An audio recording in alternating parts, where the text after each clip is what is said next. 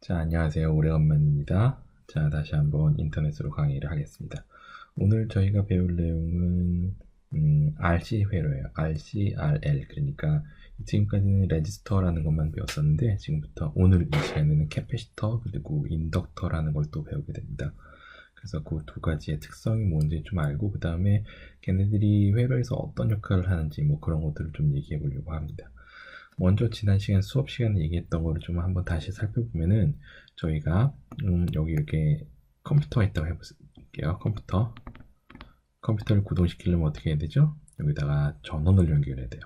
220V를 연결해야 되죠. 근데 220V를 연결하면 뭐 220V가 컴퓨터로 바로 들어가는 게 아니라 여기 안에 이제 AC, DC 컨버터라는 게 있어요. 그래서 220V는 교류이기 때문에 컴퓨터가 사용할 수 있는 12V의 직류 신호 혹은 뭐 노트북 같은 경우에 19V의 직류 신호로 만들어주는 컨버터가 있어요. 그래서 어쨌든 컴퓨터에는 12V 혹은 19V, 뭐 노트북은 18V도 있고 여러 가지 전압, 그 DC 전압을 걸어주면 이 컴퓨터가 동작을 하게 됩니다. 그래서 컴퓨터는 전원을 걸어주면 동작을 해요. 그래서 컴퓨터는 전원을 걸어주면 이 전원이 공급하는 에너지를 소비를 하죠. 그래서 지난 이때까지는 사실은 저희가 저항 회로를 배우면서 에너지를 소비하는 형태의 회로로만 저희가 생각을 했어요. 그래서 이 컴퓨터 안에서 어떤 식으로 에너지를 소비하느냐를 수학적으로 모델링하는 법에 대해서 좀 배웠다고 생각할 수 있을 텐데, 그런데 사실은 컴퓨터에다 전원을 꽂아주면 이 컴퓨터가 에너지를 소비하는 것뿐만 아니라 컴퓨터가 여러 가지 일을 하죠. 여러 가지 정보를 처리하고 여러 가지 일들을 해요. 우리가 일을 시키면 뭐 계산도 하기도 하고, 그런 계산들, 어떤 정보 처리 같은 거는 어떤 힘을 바탕으로 하죠? 전기 에너지를 바탕으로 합니다. 전기 에너지. 그러니까 이 안에는 전기들이 막 돌아다니고 있어요. 컴퓨터 안에는 전기들이 막 돌아다니고 있어요. 그렇다면 그 전기들이 돌아다니면서 일을 함과 동시에, 그러면은 예를 들어서 1 더하기 1이라는 걸 계산을 해야 되는데 1 더하기 1이라는 걸 계산을 하기 위해서는 어떤 정보, 1이라는 정보와 1이라는 정보 그리고 더하기라는 정보들이 막 그 안에서 막 왔다 갔다 해야 될 텐데, 이런 정보들은 또 무엇으로 이루어졌을까요? 전기로 이루어져 있죠. 전기. 그래서 전원을 컴퓨터에다 꽂아주면 그거는 에너지를 공급하는 근원이 됨과 동시에 이 안에 전기가 흐름으로써 뭐가 생성되죠? 새로운 정보가 생성된다라고 얘기했어요. 그래서 이때까지 전기는 에너지 공급원, 정전압은 에너지 공급원, 그래서 정전압은 에너지 공급원이고 저항은 그 에너지를 사용하는 소자, 그렇게만 생각을 했었는데 수업 시간에 어떤 얘기를 했냐면, 자 이제부터 전기는 에너지 공급원인과 동시에 뭐다? 정보를 가지고 있는 어떤 시그널이다. 그래서 여기서 시그널이라는 말을 쓰고 그랬죠. 시그널. 그래, 정보를 가지고 있는 어떤 시그널이다. 그렇게 얘기를 했어요. 그래서 예전에는 이렇게 회로를 그렸었는데 회로를 이제는 어떻게도 그린다고? 이렇게 간 다음에 저항, 그 다음에 여기는 띡띡띡 이렇게도 표시를 한다고 했었어요. 이렇게도 여기랑 여기는 전원이 등전이면이라는 거죠. 이렇게 표시를 하면 시그널이 이렇게 흘러간다 라는 뜻이에요. 그리고 여기 이제 Vout이라고 하면은, 요 앞에 이런 개념에서는 이제 시그널이 흘러간다는 개념이 명확치 않은데, 이렇게 놓으면, 아니면 이렇게 놓기도 해요. VI, V이고 저항 있고 이렇게 Vout 이렇게 쓰기도 합니다. 이쪽에는 그라운드 표시를 이렇게 하기도 하고 안 하기도 해요. 이렇게 되면은 V 인풋이 들어가서 어떤 회로 네트워크를 거쳐서 Vout이라는 출력이 되는 그런 시그널의 개념이 좀 더 명확하게 나타나게 되죠. 그래서 이렇게 시그널이라는 개념이 쓰이게 된다. 지금부터는 이렇게 얘기를 했습니다. 그래서 이런 저항은, 그러니까 시그널로 쓰이는 전기의 특성은 전류일까 전압일까 얘기를 했었는데, 지난 시간에 전압이 좀 더 그 정보의 특성을 많이 가지고 있다. 우리가 관심 있는 거는. 그래서 전압이 시그널의 굉장히 주된 표현 방법이다 라고 얘기를 했단 말이에요. 그러면 이 전압의 저항은 전압에 뭘 바꿔주는 거죠? 이 회로는 단순하게 말하면 뭐예요? 전압 분배 회로잖아요. 그래서 전압의 크기를 바꿔주면서 정보를 바꿔주는 거다. 예를 들어서 여기 10V가 들어가면은 이 10이라는 숫자가 10V를 나타낼 수도 있고, 뭐 10cm를 나타낼 수도 있고, 10년을 나타낼 수도 있고, 그래서 전압 자체가 정보가 되는데, 전압 분배 회로를 통해서 뭐 5라는 숫자로 바뀌었다. 그거는 뭐 5년일 수도 있고 5분일 수도 있고 아니면 5월일 수도 있고 뭐 그런. 그래서 정보의 변화가 생기죠. 그래서 저항 네트워크를 통해서 정보의 변화가 생기는 그러한 회로로 저희가 이해를 할 수가 있다라고 수업 시간에 얘기했어요. 자, 그래서 이렇게 전압의 크기를 바꿈으로써 정보를 변화시키는 회로를 저항 회로다라고 생각을 했는데, 이렇게 크기만 바뀌는 걸로 저희가 만족을 할 수는 없을 거예요. 그러니까 정보에는 여러 가지 형태가 있기 때문에 여러 가지 형태의 정보를 가공하고 바꿔주고 어떤 건 차단시키고 형태를 바꿔주는 그런 회로가 또 필요할 것 같거든요. 그래서 오늘 배우게 되는 캐패시터와 인덕터의 개념이 필요한 거예요.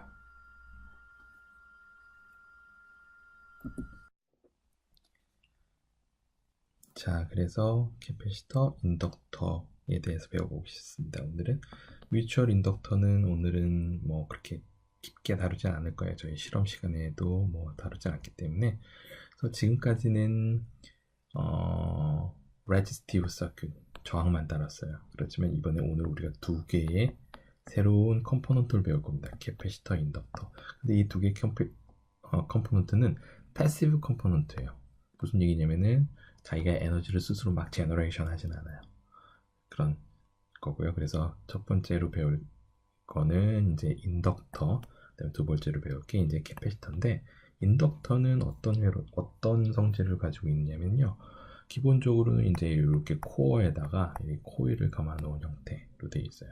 캐패시터는 두 개의 도전판 안에 전기가 흐르지 않는 전체를 넣은 형태로 되어 있고요. 자, 그래서 얘는 코일이기 때문에 기본적으로 전자기도 법칙이 성립한다고 보면 됩니다. 그래서 들어가는 전류가 변하게 되면은 자기장이 그거에 의해서 유도되고 그거에 의해서 역기전력이 생기는 형태. 그렇죠? 그래서 역기전력이 생기기 때문에 전류의 흐름이 휙 변하게 되면은 그 전류의 흐름을 반대하는 형태로 얘가 막 활동을 하게 되죠. 캐패시터 같은 경우에는 기본적으로 이 안에 그러니까 전기가 흘러갈 수 없게 이제 있는 물질이 이렇게 쌓여 있는 거예요. 그러니까 전기가 기본적으로는 흘러가지 않아요. 하지만 맨 처음에 초기에 전압이 순간적으로 이렇게 변하게 되면은 이 안에 내재되어 있던, 머물러 있던 전하들이 순간적으로 이 가해진 전압 때문에 움직이게 되면서 순간적인 전압의 흐름이 생겨요. 그렇지만 계속적으로 전압의 흐름이 없게 되면 이 안에 그냥 전하들이 이렇게 쌓여 있게 되죠. 그런 형태가 이제 캐패시터가 되겠습니다. 이 두 가지가 어떤 식으로 작동을 하는지를 한번 봅시다. 그래서 캐패시턴스는 뭐 여러 가지 회로에서도 쓰이지만 제가 지금 쓰고 있는 이 서피스 프로 같은 그런, 아니면 뭐 아이폰이나 뭐 G7이나 뭐 갤럭시 노트 같은 거에 이제 터치패드로도 많이 쓰이죠. 자, 먼저 인덕터는 회로의 그림이 이렇게 생겼어요. 그래서 꼬불꼬불 제가 이제 코어에 코일을 감아놓았다 이렇게 얘기를 했잖아요. 그래서 꼬불꼬불 이렇게 생겼고, 표시는 L로 나타냅니다. 그리고 단위는 헨리. 그래서 10헨리, 1헨리, 뭐 1옴, 2옴 그런 것처럼 1헨리, 10헨리 이렇게 해요. 10mH, 보통 미리 단위가 제일 많이 쓰이고요. 자, 그 인덕터는 어떻게 되냐면 아까 얘기한 것처럼 전기가 이렇게 흐르려고 하게 되면은 그러니까 전류의 변화가 이렇게 순간적으로 생기게 되면 이 전류의 변화를 막는 형태로 얘가 역기전력을 발생시켜요. 전류가 막 이렇게 변하려고 그러면은 그것 때문에 자기장이 유입되고 그 자기장 때문에 거꾸로 전류의 흐름을 방해하려는, 왜냐하면 자기는 그대로 가만히 있고 싶거든요. 그렇기 때문에 변화를 싫어하니까, 그래서 자기는 가만히 있고 싶기 때문에 가만히 있으려고 역으로 전압을 유기합니다. 그래서 전류의 변화가 생기면은 자기 자신이 전압을 소비하는 그런 형태의 소자가 됩니다. 그래서 전류의 변화가 생기면은 자기가 역으로 전류를 흐름을 막는다고 했죠. 전류의 흐름을 막는다는 얘기는 무슨 얘기일까요?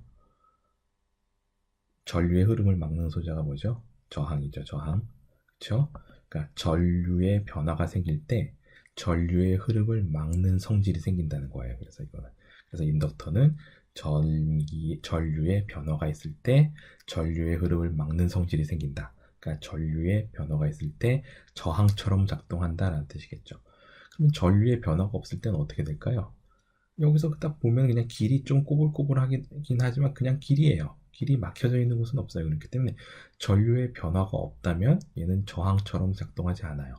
그런데 전류의 변화가 있을 때는 전류의 흐름을 막는 성질을 가지고 있기 때문에 전류를 막는, 그래서 저항처럼 역할을 한다는 거죠. 그래서 전류의 변화가 있을 때는 그러니까 저항처럼 역할을 한다는 얘기는 무슨 얘기일까?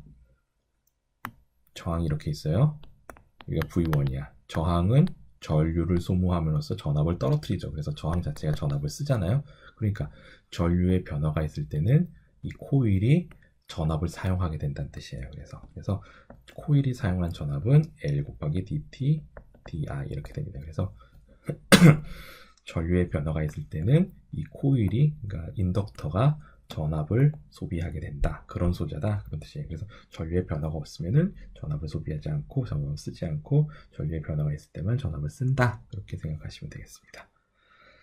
자, 이런 소자의 특성을 가지고 있어요. 그래서 커런트가 콘스탄트일 때는 인덕터에 흐르는 전압은 제로다. 볼테지 어크로스는 제로다. 그러니까 왜냐하면 저항 성분이 없어요. 그러니까 그냥 쭉 흘러가게 되죠. 하지만 커런트가 커런트가 콘스탄트가 아니라 커런트의 변화가 있으면은 인덕터는 저항처럼 역할을 해서 인덕터에 걸리는 전압이 생기게 된다. 그렇죠. 그래서 이거를 다시 한번 정리하면 인덕터는 굉장히 중요한 사실입니다. 콘스탄트일 때는 DC 혹은 DC 커런트일 때는 뭐처럼 작용한다? 쇼트 서큐트처럼 작용한다. 그런 뜻이에요. DC가 아닌 변하는 전류일 때는 저항처럼 작용한다. 라는 거고요. 자, 이 뒤에 있는 말은 뭐 책에 있는 말인데 뭐 그렇게 되게 중요한 말은 아니니까 그냥 뭐 무슨 얘기냐면은 실제로 아이디얼하게는 dt, di 이게 v니까 만약에 i가 스텝처럼 이렇게 굉장히 순간적으로 막 변하면은 이게 결국엔 전압이 무한대가 되지 않겠냐 그렇게 생각할 수도 있잖아요. 근데 이렇게 변할 수는 없다 그런 뜻입니다. 그래서 커런트는 instantaneously 굉장히 빠르게 순간적으로 확 변할 수는 없다. 그래서 이게 이제 좀 이렇게 제한이 된다 그런 뜻이에요. 자, 그래서 여기에 전류가 맨 처음에 흐름이 변하게 되면은 전압이 생겨요. 근데 전류의 변화가 없으면은 전압이 생기지 않아요. 그러니까 전류가 쭉 흐르지 않다가 전류가 갑자기 생기기 시작했어. 그러니까 여기서 변화가 생겼죠. 근데 여기서의 변화는 어때요? 순간적으로 변화가 크잖아요. 없다가 쭉 흘렀으니까. 그래서 변화가 크기 때문에 전압이 많이 걸려요. 뭐 여기는 무한대는 아니기 때문에 무한대까지 올라가지 않죠. 그러다가 쭉 전류가 이런 식으로 변하게 되면 어떻게 돼요? 이 전류의 변화에 대응하는 만큼만 전압이 흘러요. 근데 0.2초가 지난 다음에 어때요? 전류의 변화가 없죠. 그러니까 0.2초가 지났을 때는 전압은 0이 되고요. 또 시간이 지나면 지날수록 전류의 변화가 없어지니까 시간이 지나면 지날수록 전압도 0이 되게 됩니다. 그래서 이게 인덕터라는 놈의 성질이에요. 그래서 전류의 변화가 있을 때만 저항 성질을 한다. 성분 역할을 한다. 이게 인덕터입니다. 자, 그래서 이 식으로부터 우리가 커런트도 거꾸로 계산해 낼 수 있어요. 이렇게, 그쵸? 그죠? 변수 분리법, 그치? dt를 곱하고 변수 분리를 한 다음에 양변에 인테그레이션을 취해주면 이렇게 되겠죠. 그래서 커런트는 초기 커런트 플러스 이렇게 돼요. 그래서 요거는 뭐 1차 미분 방정식을 구하는 거랑 완전히 똑같은 방식입니다. 그리고 전력은 VI니까 이 두 개를 곱하면 이렇게 여러분들이 구할 수 있어요. 이거는 저희들이 자료를 드렸으니까 한번 쭉 보시면 뭐 쉽게 아실 수 있을 겁니다. 그래서 개념이 중요한 거니까요. 그래서 뭐다 인덕터는 뭐다? 전류의 변화가 생기면 저항처럼 작동하는 놈이다. 전류의 변화가 없으면 걔는 쇼트 서큐트다. 그러니까 저항 성분이 아예 없는 거다. 그런 놈이에요. 자,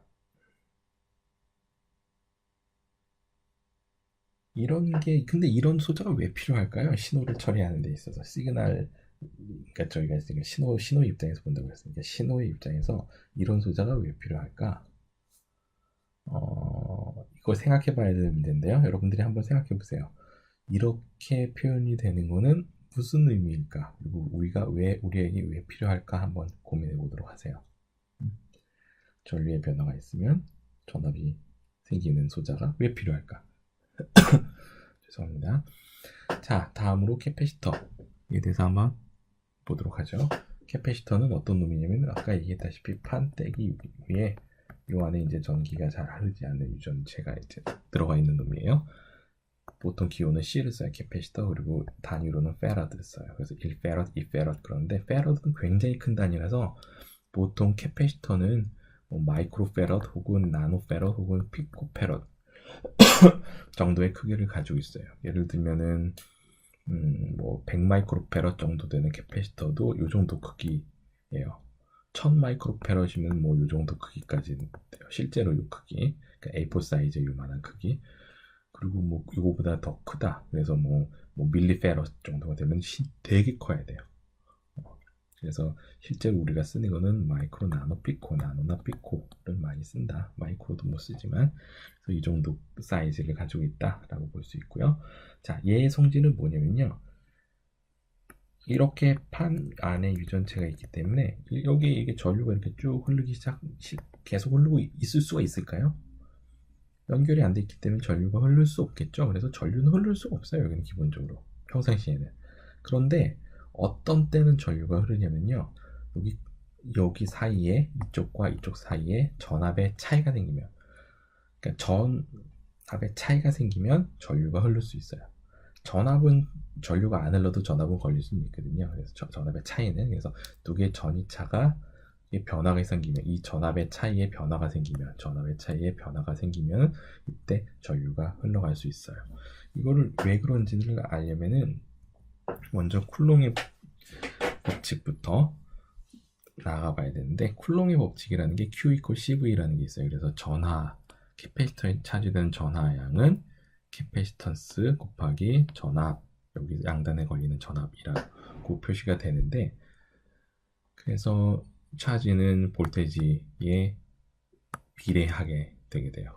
그러니까 캐패시터는 기본적으로 이렇게 생긴 거니까 여기가 이제 도체거든요. 여기는 흘러갈 수 없어요. 그러니까 전류들이 쭉 가다가 어디로 갈까? 여기 다 모여 있겠죠, 전하들이. 그래서 전하들이 다 모이게 돼요. 그래서 양쪽에 전압 차이가 생기면 전하들이 흘러갈 수는 없지만 이렇게 쭉 모여들어요. 이게 전하의 양이거든요. 그래서 전하의 양은 어쩌면 더 클까? 양쪽의 전위 차이가 크면 클수록 전하의 양이 많겠죠. 그래서 볼테지에 비례하는 성질을 가지고 있습니다. 그런데 전하는 뭐냐? 전하를 미분하면,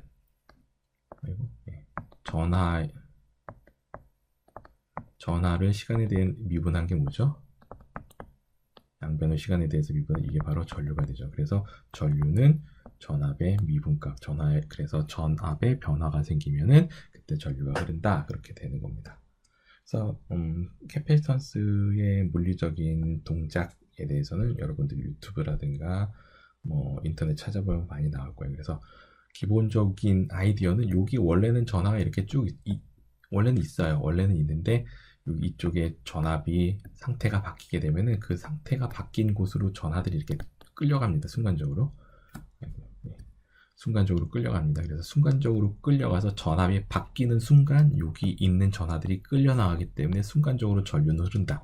근데 전압의 변화가 없어지는 순간 어떻게 된다? 더 이상 끌려나갈 전하가 없기 때문에 전류가 흐르는 걸 멈추게 된다. 그런 정도로 이해를 하고 있으면 되겠습니다. 그래서 이 캐패시터는 기본적으로 어떻게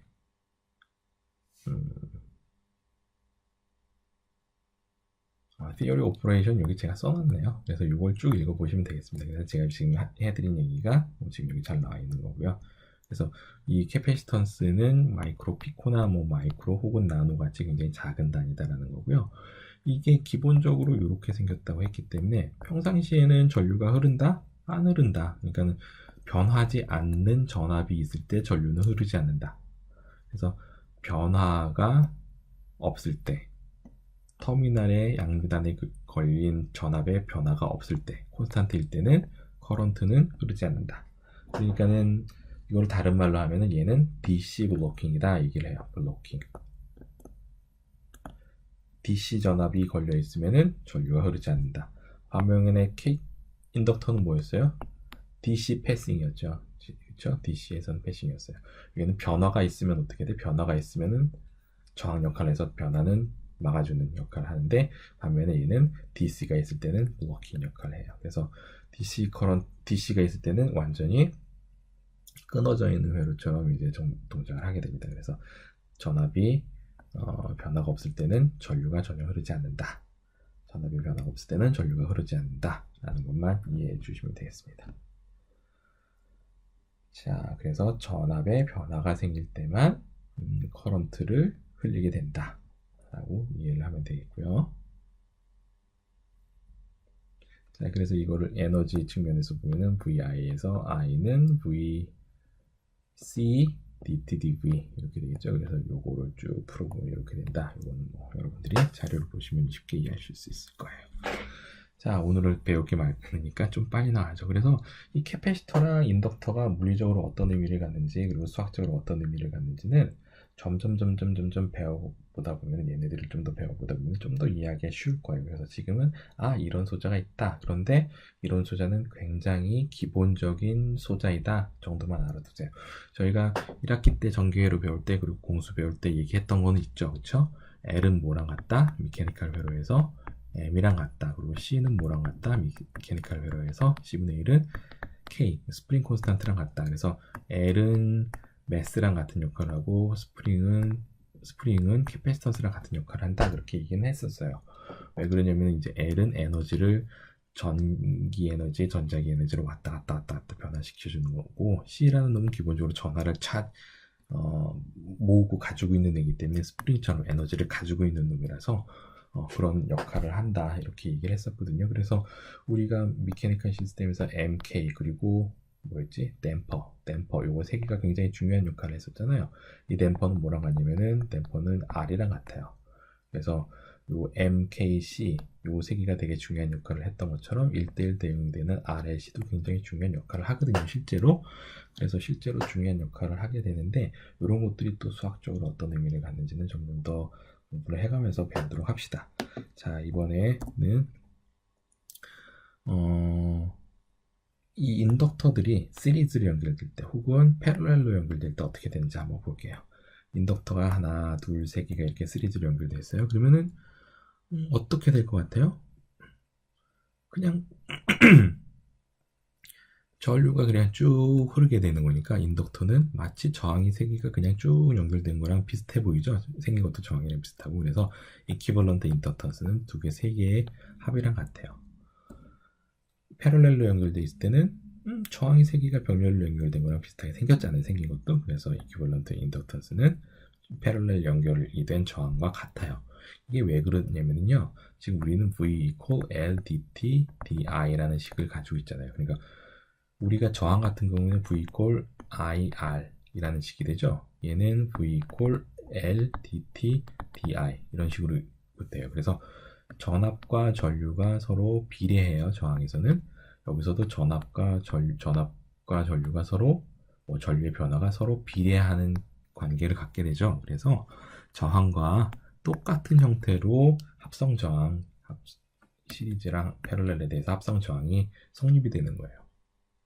우리가 저항에서 합성 저항이 왜 이렇게 나오는지는 저항의 성질을 가지고 했었잖아요. 그래서 R은 rho A분의 area 이렇게 L이죠. L. 그래서 저항은 길이에 비례하고 면적에 반비례하기 때문에 길이가 늘어나면 곧 직렬 저항 연결이 되면은 저항 값은 점점 더 커지게 되고, 병렬 연결이 되게 되면 area가 커지는 것과 같기 때문에 역수분의 1이 된다. 이렇게 얘기를 했단 말이에요.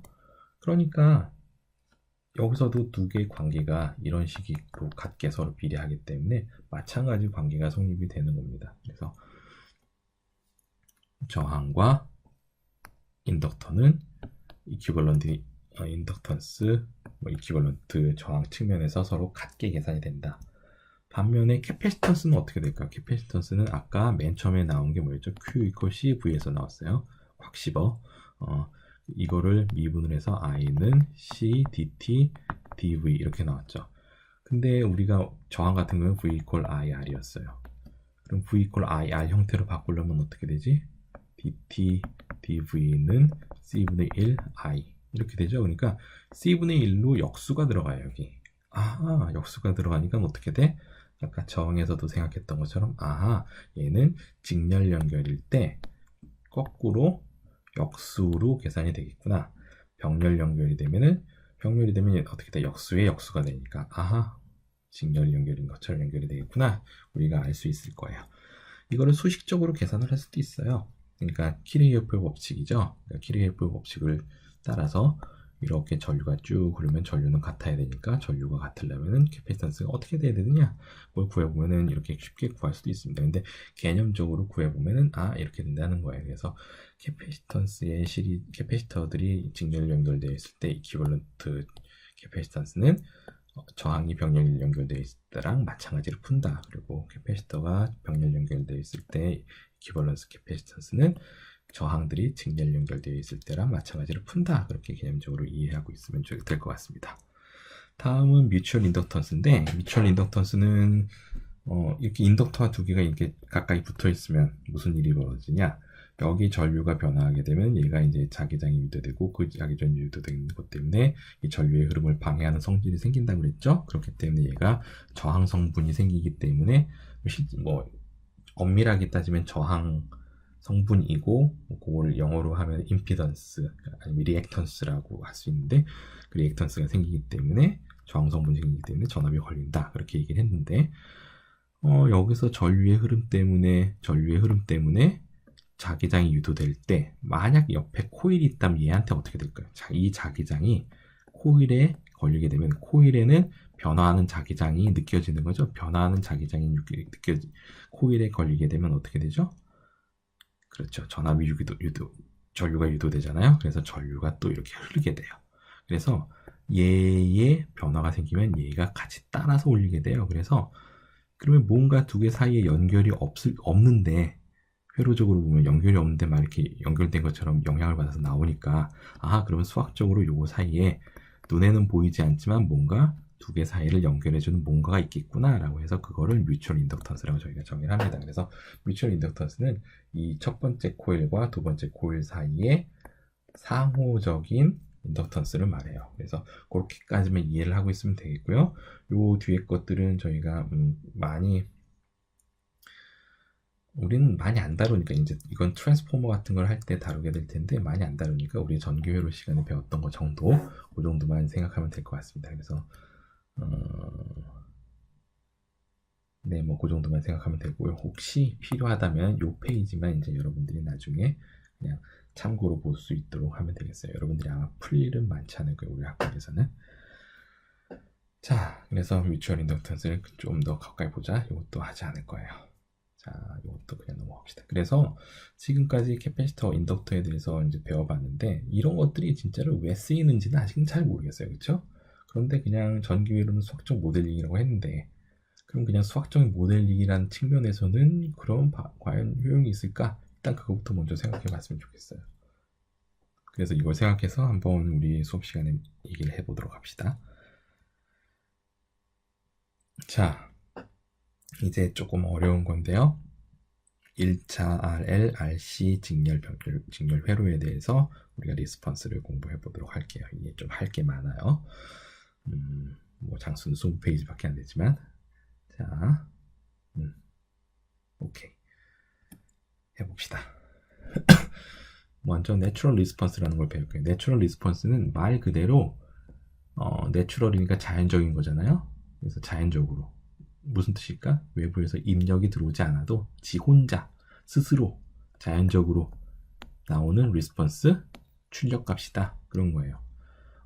그러면 RL 서큐트, 그러니까 저항이랑 인덕터가 있는 회로, 그러니까 이렇게 생긴 회로는 입력이 없어도 그냥, 혹은 RC 회로는 입력이 없어도 그냥 막 작동한다는 얘기야? 그건 아니죠, 사실은. 아무 입력이 없는데도 출력이 나오는 그런 회로는 없어요. 그런 시스템은 없어요. 그렇다면은 여기서는 입력이 없는데 출력이 나온다고 그랬는데 그게 무슨 뜻이냐? 입력은 없지만 뭐는 있다는 거죠? 지금 초기 상태는 가지고 있다는 거예요. 예를 들면은 그네가 이렇게 있어요. 공이 이렇게 달려서 이렇게 스윙하고 있는데, 여기 가만히 있는 물체 같은 경우에는 입력이 없으면 움직이지 않겠죠. 근데 여기 있는 물체는 입력이 없어도 만약에 초기 상태만 있으면 스윙하면은 여러분들이 중력을 생각하니까 좀 어려울 수 있겠구나. 스윙하지 말고 그러면은 뭘 할까요? 그렇죠. 요런 스프링에 달려있는 이렇게 매스를 생각하면 되겠다. 그쵸? 요 매스는 가만히 있으면 움직이지 않아요. 하지만 이 매스의 초기 상태가 이렇게 돼 있는 상태라면 어떨까요?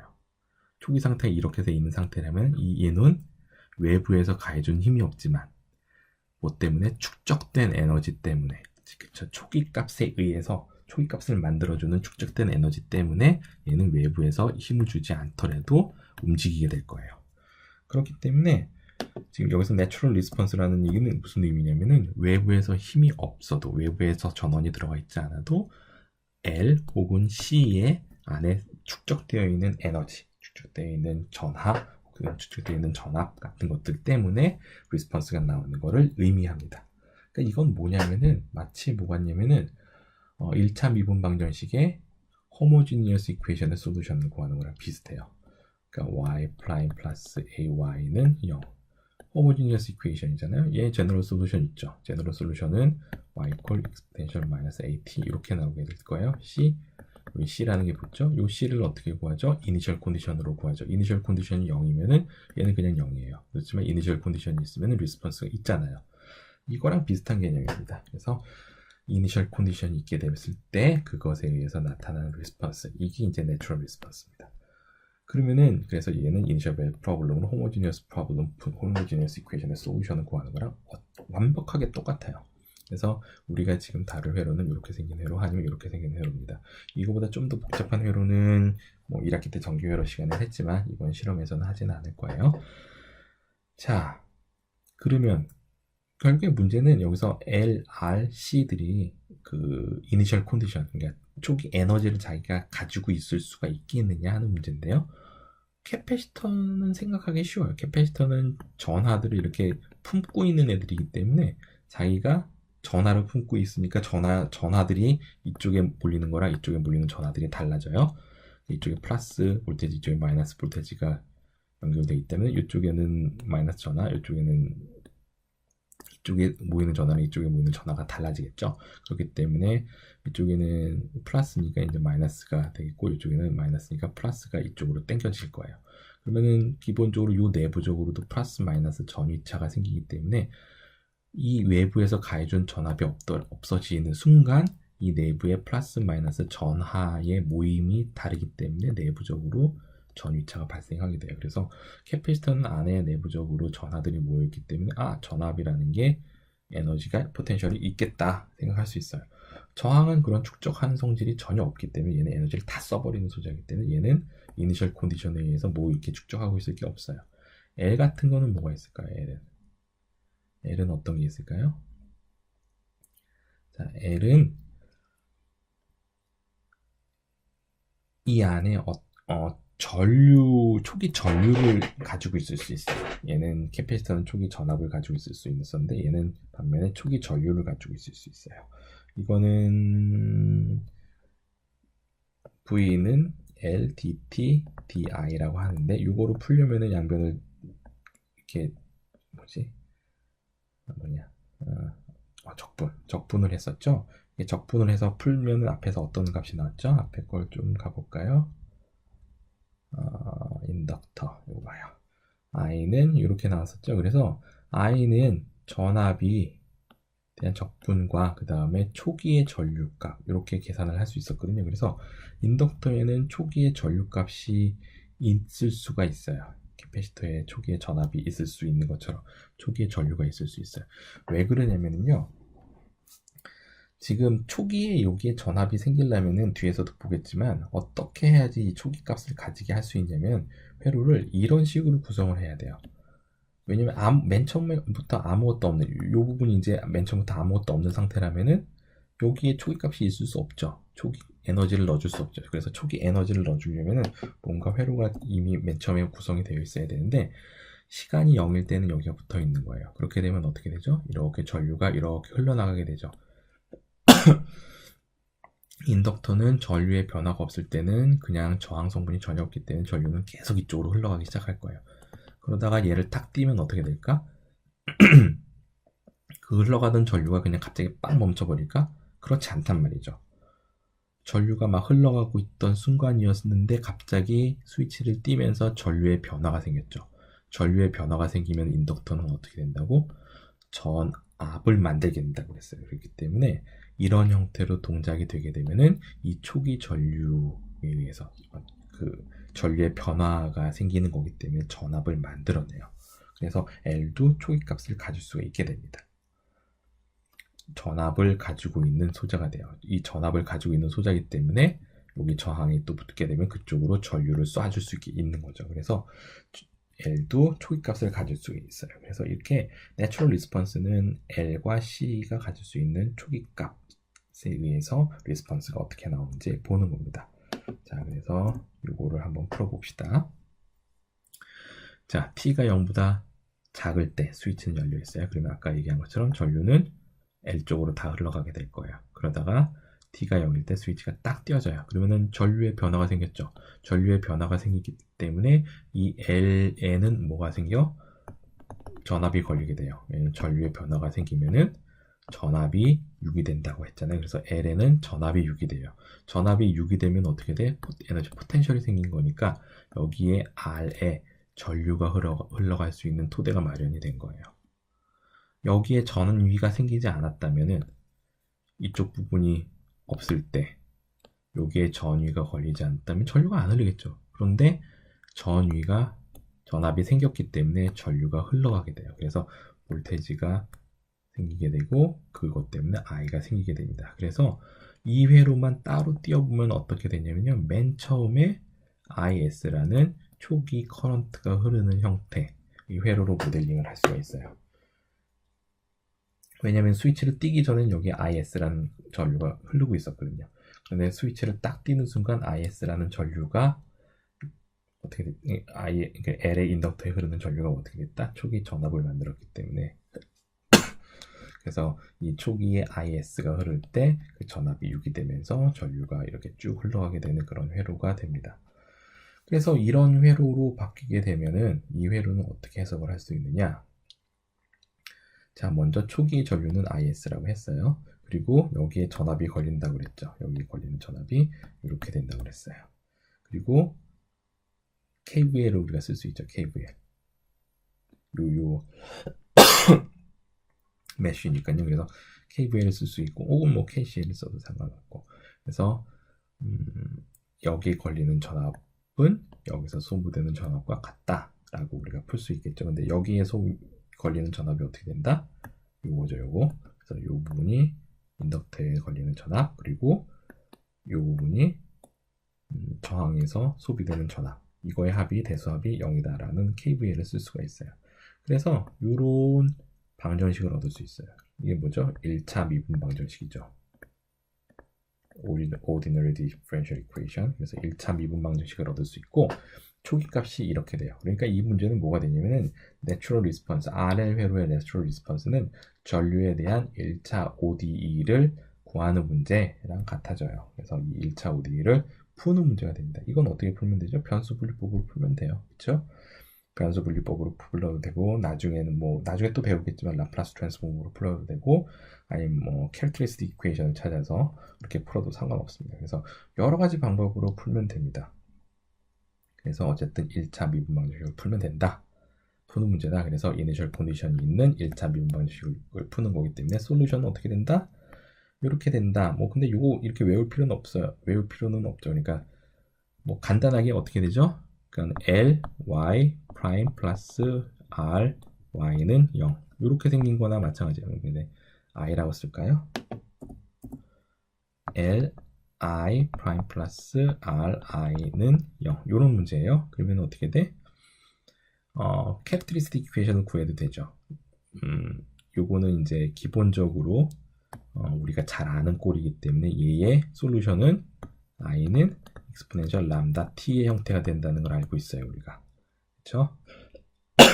그래서 이거의 캐릭터리스틱 이퀘이션을 구하려면 L 람다 2의 람다 t 이거의 미분이 여기 들어가야 되니까 그래서 플러스 r 2의 람다 t는 0 이렇게 되고 2의 람다 t는 0보다 크니까 없어지면 l 람다 플러스 r은 0. 요게 뭐다? 캐릭터리스틱 이퀘이션입니다. 이 캐릭터리스틱 이퀘이션의 솔루션은 뭐다? 마이너스 l분의 r. 그렇죠? 그러니까 우리의 솔루션은 뭐가 될 수 있다? i는 2의 마이너스 l분의 r t. 이게 이제 우리의 솔루션이 될 수 있고, 제너럴 솔루션은 뭐죠? 이게 베이시스가 될 수 있고, 제너럴 솔루션은 여기다 c를 붙여주면 이게 제너럴 솔루션이고, 이 c는 어떻게 구한다? 초기 조건으로부터 구한다. 그래서 t가 0일 때 값이니까 얘가 i 제로가 되겠죠. 그래서 이렇게 구할 수 있어요. 그래서 1차 요 식을 외울 필요까지는 없고 1차 미분 방식을 이렇게 구할 수가 있다라는 것만 알면 돼요. 이건 이제 나중에 라플라스 트랜스폼을 이용해서 이제 좀 더 쉽게 구할 수도 있는데 어쨌든 그래서 이렇게 됩니다. 자, 여기서 ut가 붙는 이유는 뭐죠? t가 0보다 클 때 스위치가 오프됐기 때문에, 그래서 t는 0보다 클 때만 정의된 함수가 되기 때문에 ut가 되죠. ut는 여러분들 공수 시간에 배웠죠? 1, 0, t가 0보다 클 때는 자, 좀 미안합니다. t가 0보다 클 때는 1이고 t가 0보다 작을 때는 0이 되는 함수잖아요. 그래서 ut를 붙여주는 거랑 이렇게 쓰는 거랑 똑같은 의미가 됩니다. 자, 그래서 이게 전류가 됩니다. 전압은 V = IR로 구할 수가 있게 되죠. 그래서 캐패시턴스, 인덕터가 있는 회로에서의 우리가 전류, 전압을 구할 수가 있게 되는 겁니다.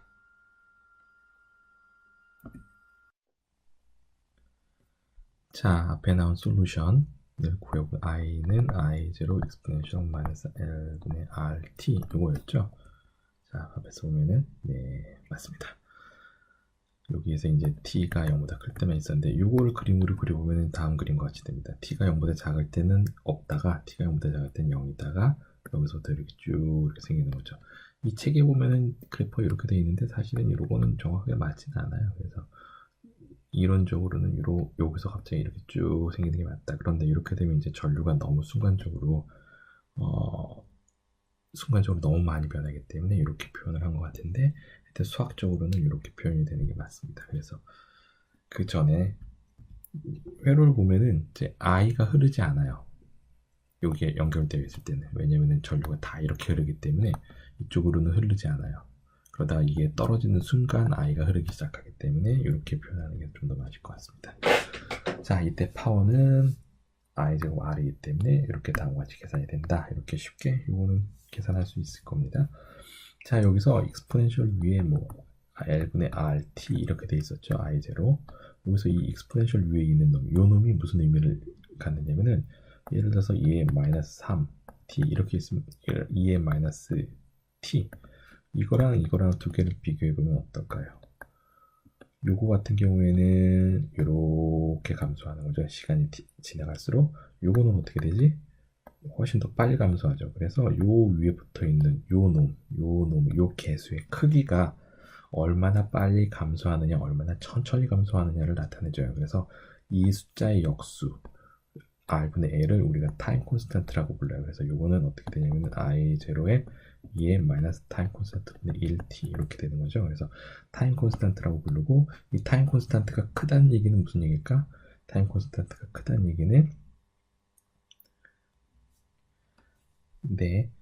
타임 콘스턴트가 크다는 얘기는 여기 전체적인 요 값이 작다는 얘기죠. 그래서 타임 콘스턴트가 크면은 익스포넌트가 작다는 얘기고, 익스포넌트가 작으면 어때요? 익스포넌트가 큰 거에 비해서 천천히 줄어들죠. 그래서 타임 콘스턴트가 크다는 얘기는 천천히 줄어든다 그런 뜻이에요.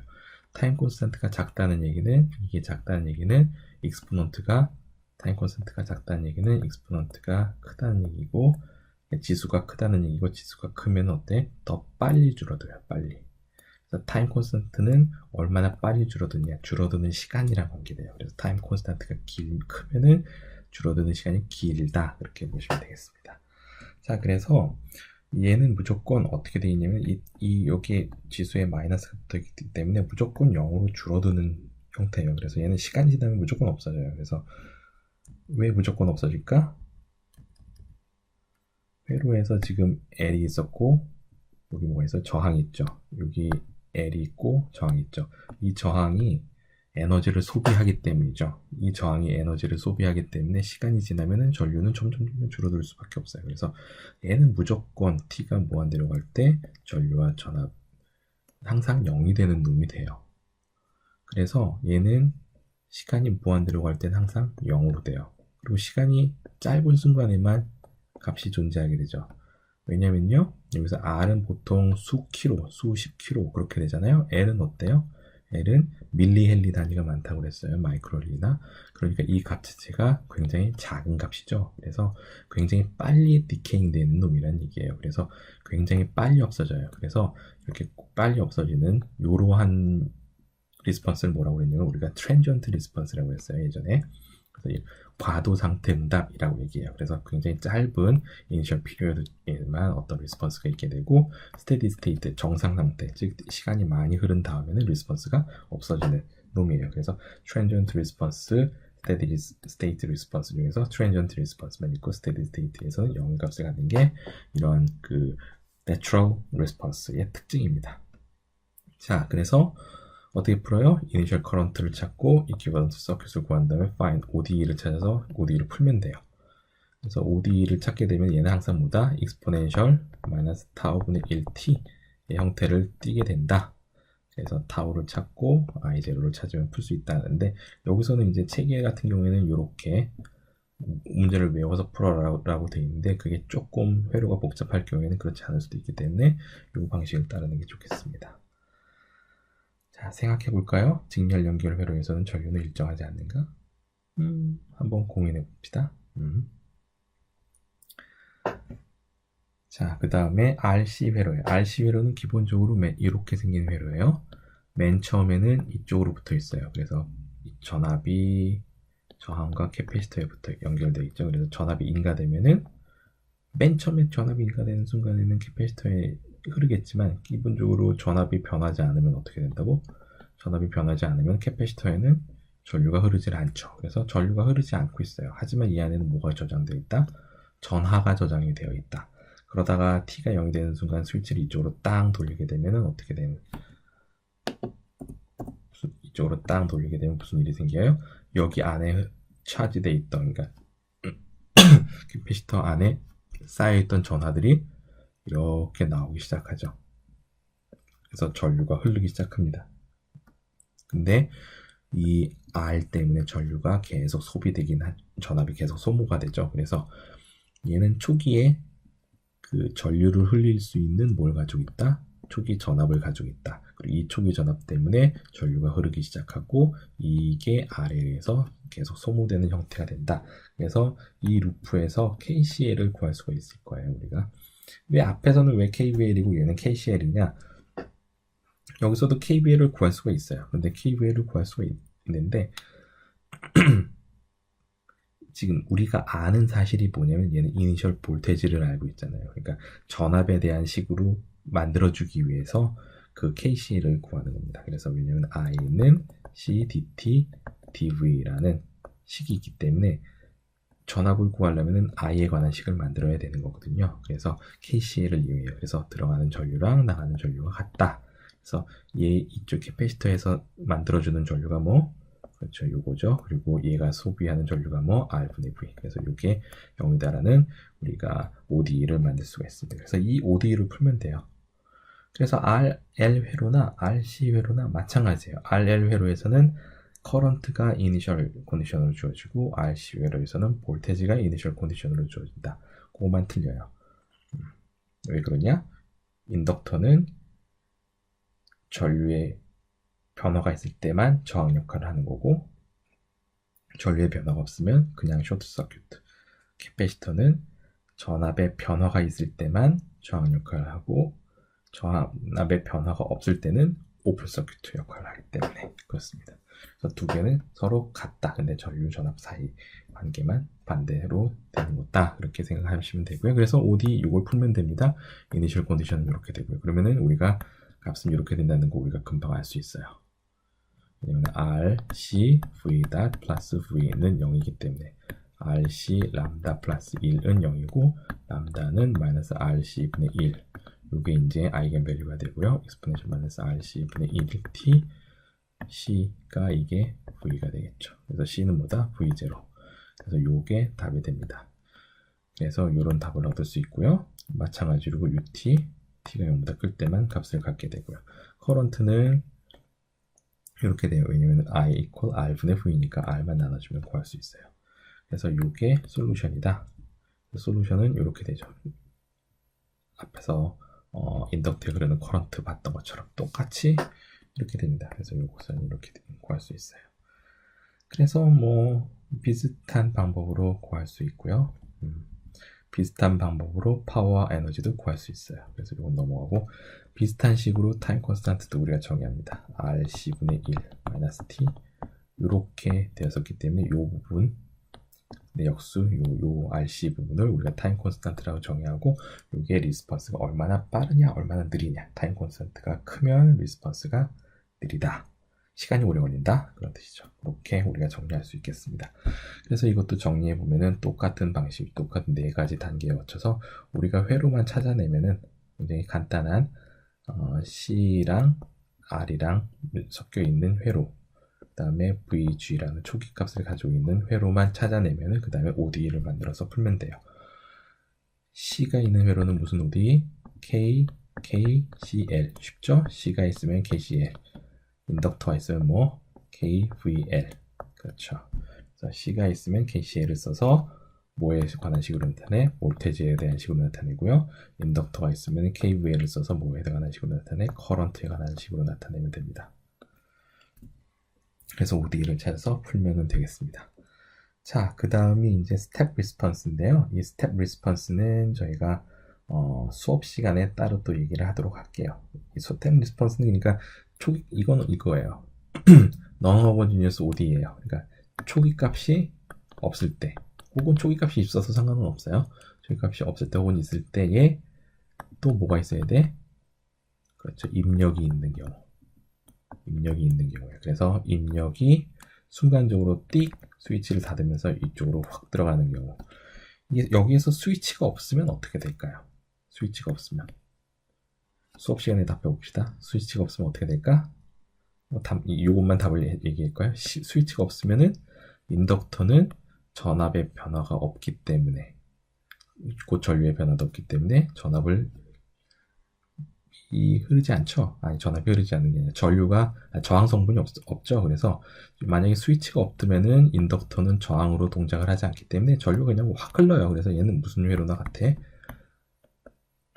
전압이 있고 저항 하나 있는 그냥 이런 회로랑 같아져요.